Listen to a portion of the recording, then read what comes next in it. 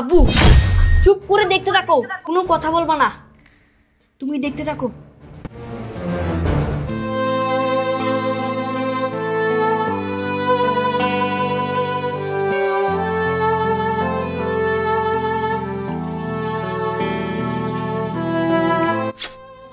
কি ব্যাপার, এই ছেলেটা কে?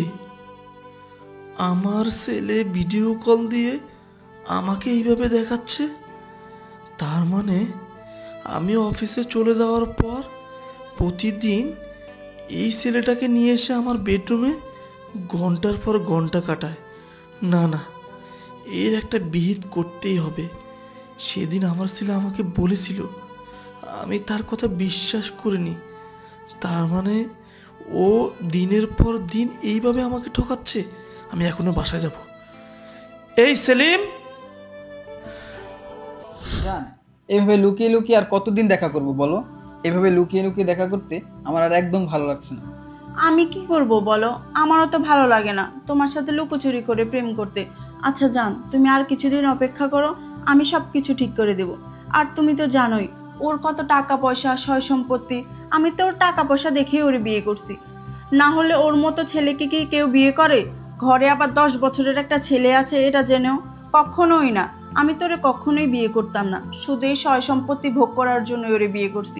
আচ্ছা জান, তুমি আর কিছুদিন অপেক্ষা করো, আমি এই সয় সম্পত্তি সব নিজের নামে লিখে ওরে আর ওর ছেলেকে দুনিয়া থেকে সরিয়ে আমি আর তুমি সুখে শান্তিতে সংসার করব। দেখো, তোমার যা করার তুমি তাড়াতাড়ি করো। এভাবে লুকিয়ে লুকিয়ে দেখা করা কিন্তু আমার পক্ষে আর সম্ভব হচ্ছে না। আচ্ছা জান, আমি যা করার তাড়াতাড়ি করব। আরে তোমার ওই সৎ ছেলেটা কোথায়? ওকে তো কোথাও দেখছি না। আরে ওই স্কুলে গেছে, ওর কথা বাদ দাও তো। তোমার বাসায় এসে শান্তিতে একটু প্রেমও করতে পারি না। কখন তোমার ছেলে চলে আসে, কখন তোমার হাজবেন্ড চলে আসে, তার তো কোনো ঠিক নেই। সবসময় আমাকে আতঙ্কে থাকতে হয়। আচ্ছা তুমি এসব কথা বাদ দাও, চলো আমরা কিছুক্ষণ গল্প করি।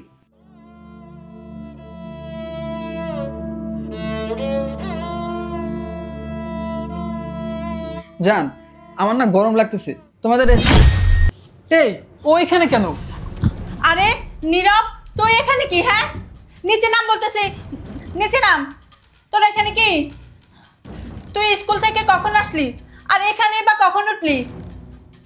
আম্মু, আমি তো আজকে স্কুল থেকে ছুটি নিয়ে চলে আসছি, ভাবছিলাম এখানে উঠে তোমাকে সারপ্রাইজ দিব। আম্মু এই তোকে নাম তো বলছি, নাম, নিচে নাম। কি হলো নাম? এই তুমি ওরা নামাও তো। ওর কত বড় সাহস, ও এখানে আসছে। কখন আসছে? আজকে তোর খবর আছে, তুই শুধু নাম। আল্লাহই জানে ঠিকই কি দেখে ফেলছে।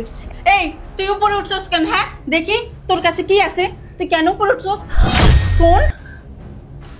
এই তুই তোর আব্বুরে ভিডিও কল দিছস? সত্যি করে বল, তুই তোর আব্বুরে ভিডিও কল দিয়ে কি দেখাইছস? কি হলো বল, সত্যি করে বল, তুই তোর আব্বুকে ভিডিও কল দিয়ে কি দেখাইছস? সত্যি কইতেছি মা, আমি আব্বুরে ভিডিও কলে কিছু দেখাই নাই। কিছু দেখাস তা না? আজকে থেকে তোর এই ফোন ধরাই বন্ধ। আর একটা কথা ভালো করে শুনে রাখ, আমি এই বাসায় কারে নিয়ে আসি আর কারে নিয়ে যাই, এগুলা যদি কোনো কথা তোর আব্বুর কানে যায় তাহলে তোকে মেরেই ফেলবো। যা এখান থেকে। আরে তুমি তুমি এই সময় বাসায়? কি ব্যাপার, তুমি ওরে বের করে দিতেছো? আর উনি কে? ওনাকে তো চিনলাম না। আরে ও তো আমার ফুফাতো ভাই, আর ওরে বলছি যে ওই রুমে যাইতে। ও আচ্ছা, ওরে বলতেছো তুমি ওই রুমে যাওয়ার জন্য, তাই এভাবে ঘাড় ধাক্কা দিয়ে বের করতেছো? আরে আমি তো ঘাট ধাক্কা দেইনি, আমি ওরে বলছি শুধু যাইতে। ও আচ্ছা আচ্ছা। আর উনি তোমার ফুফাতো ভাই? কই তোমার ফুফাতো ভাই? আমি তো ওনাকে চিনি না, কখনো দেখিনি। আরে ও তো আমাদের বিয়ের সময় আসেনি, তাই দেখোনি। ও আচ্ছা আচ্ছা। ভালো আছেন না ভাই? খুব ভালো, হ্যাঁ আমি ভালো আছি। সত্যি তোমার ফুফাতো ভাই না? তুমি আমাকে থাপ্পড় মারলা। থাপ্পড় মারবো না কি করব? আদর করব তোমাকে। হ্যাঁ আদর করব? তুমি কি করলে আমার ছেলের সাথে? হ্যাঁ তুমি কি ভাবছো আমি জানি না কিছু? সব কিছু জানি আমি সব কিছু জানি। সব কিছু জেনে শুনেই এই অটাইমে অফিস থেকে আমি বাসায় ফিরছি। সেদিন আমাকে নীরব সব কিছু খুলে বলেছিল। নীরব, বাবা নীরব। হ্যাঁ আব্বু। বাবা শুনো, আমি তো অফিসে যাচ্ছি, তোমার আম্মু মনে হয় মার্কেটে গেছে। হ্যাঁ, তুমি খেয়ে দিয়ে স্কুলে চলে যাইও। হ্যাঁ আচ্ছা আচ্ছা ঠিক আছে, আমি গেলাম। আব্বু, তোমাকে একটা কথা বলতাম। কি কথা বাবা, বলো, তোমার কিছু লাগবে? না না, আসলে আব্বু, তুমি প্রতিদিন অফিসে যাওয়ার পর আম্মু একটা ছেলেকে নিয়ে আসে। কি বলো, তোমার আম্মু একটা ছেলেকে বাসায় নিয়ে আসে? বুঝলাম না, কেন, কোনো কাজে নিয়ে আসে বাবা? না না, ওই ছেলেটাকে নিয়ে এসে তোমার বেডরুমে ঘন্টার পর ঘন্টা সময় কাটায়। কি বলো বাবা, তুমি এগুলো সব পচা কথা বলতে নেই, এগুলো তোমার ভুল ধারণা। শুনো, এগুলো বলে না মানুষ, তুমি ছোট মানুষ না, এগুলো বলে না বাবা। তুমি স্কুলে যাও, আমি যাচ্ছি।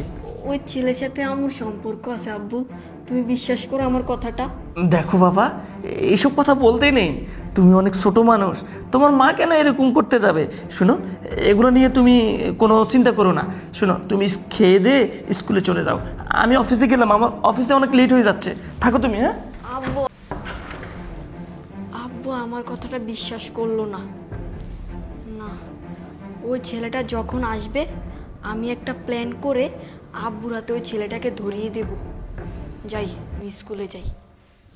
সেদিন আমি তার কথা বিশ্বাস করিনি, তার কথা বিশ্বাস না করে আমি বড় ভুল করেছি।